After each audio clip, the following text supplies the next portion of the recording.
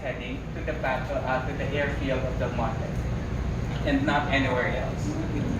So, anyway, this is the patrol torpedo boat. This is only 40 of this during the World War II. So, this is an American design. So, whenever this one is destroyed, this has to be bombarded by bomb para hindi makopya ng enemies.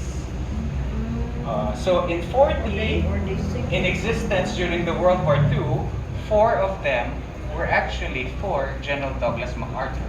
So, ilan na lang para sa ito. This can only accommodate up to 7 people. It has 7 people lang. This is actually a weapon boat.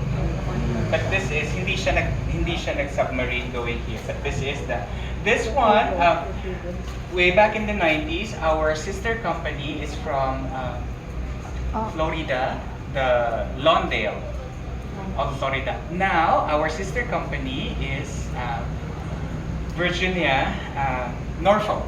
The Norfolk. The Norfolk, Virginia people, Cagayanan who lives there,